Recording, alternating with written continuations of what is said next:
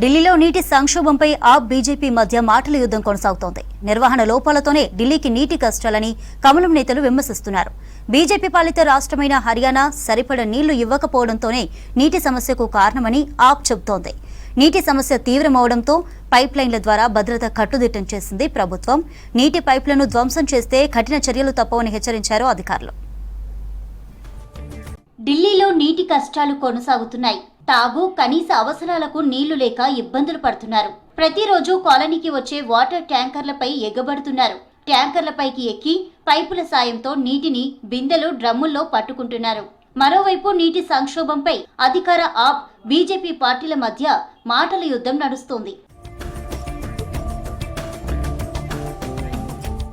యమునా నదికి హర్యానా ప్రభుత్వం నీటిని విడుదల చేయనంత వరకు హస్తినాలో నీటి కొరత కొనసాగుతుందన్నారు ఢిల్లీ మంత్రి అతిషి. మునక్ కాలువకు చాలా తక్కువ నీరు అందుతోందని చెప్పారు.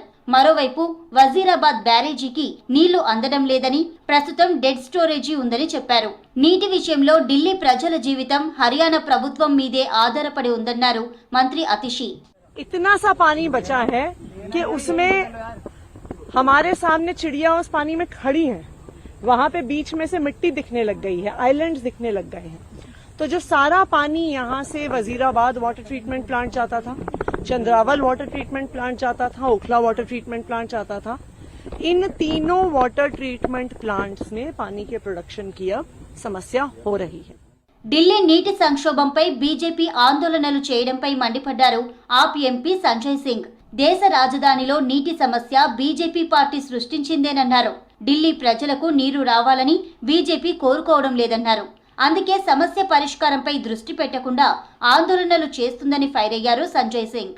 और जब मैं कह रहा हूं कि भारतीय जनता पार्टी के द्वारा प्रायोजित पानी का संकट, तो मैं ये बताना चाहता हूं कि बीजेपी वाले चाहते हैं दिल्ली के लोग पानी न पाएं, दिल्ली के लोगों को पानी उपलब्ध न हो.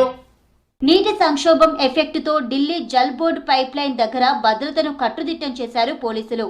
పైప్ లైన్ లో ఎలాంటి లీకేజీ లేకుండా పర్యవేక్షిస్తున్నామన్నారు హజరత్ నిజాముద్దీన్ ఎస్ఐ ఎంఎల్ మీనా.